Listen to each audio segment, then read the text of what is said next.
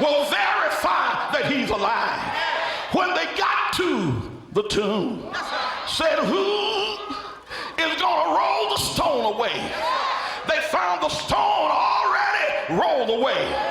And Mary Magdalene, out of whom he had cast 7 devils, she saw the tip of a robe going around the corner. And as she walked trying to catch up with the man, she thought he was the gardener and said, they moved my Lord, and I want to know, where did they move him? And I hear Jesus saying, why do you seek the living among the dead? He's not here. He's risen, like he said. Mary reached out a hand and tried to touch him, but he moved back and said, don't touch me. I have not yet ascended to my heavenly Father. But you go and tell my disciples and tell Peter that I'm going to meet them in Galilee. Oh, glory. And he must have gone and made a quick check-in, because we don't hear much from him except once every 8 days. But when later he walks in the room with the door being shut, Thomas wasn't present. And when he comes back the next Sunday, Thomas is present. And he said, I know what you said, Thomas. You said, unless you put your finger in the nail prints of my hand, put your hand in my side, you said you would not believe. Come here, Thomas. Put your finger in my hand.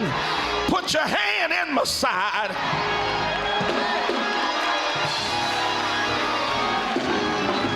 Touch somebody and tell them the testimony of the women is an infallible proof that he is alive. Let me go a little further. In Luke 24, 13 through 33, there are 2 disciples on the Emmaus road. And while they are walking, while they are talking, Jesus draws near. They thought he was a stranger.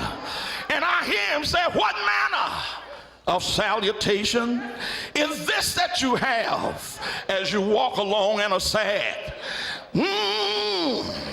They say, are you a stranger and you don't know what happened? The things that happened the last few days? He said, what things? They said, concerning Jesus, whom we trusted that it was he that should redeem Israel. Oh my God. But they hung him on the cross the other day, and they buried him in the tomb.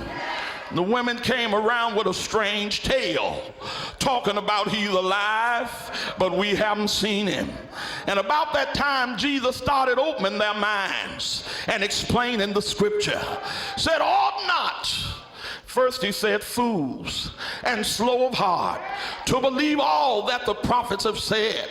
Ought not Jesus to have suffered these things and then entered his glory?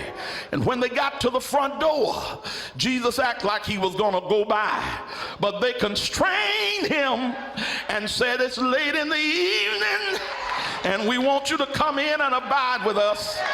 And while he was there, they say, it's dinner time. Since you a visitor, say grace.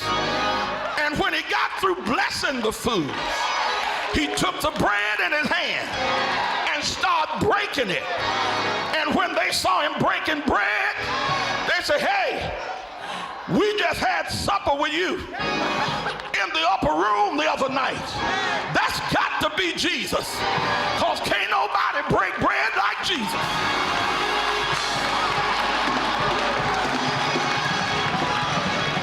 When a little boy put his lunch in Jesus' hand, when Jesus got through breaking the fish and the loaves, it stretched out and fed 5,000 men, not counting the women or children.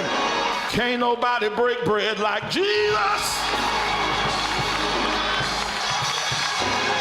When the meal is low, when the money is gone, when the bills are stacked up, when the children are hungry, when you don't have nothing in the refrigerator, God's got a way of stretching it out. Touch somebody and tell them, because can't nobody break bread like Jesus.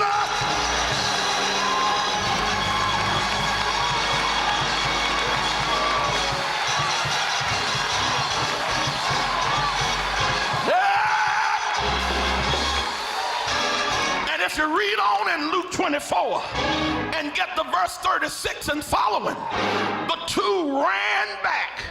It was late in the evening, but they ran back to town, went to the upper room, found the 11, and while they were telling the 11, Jesus walked in. The door was shut, locked and bolted, but in his spiritual body, he walked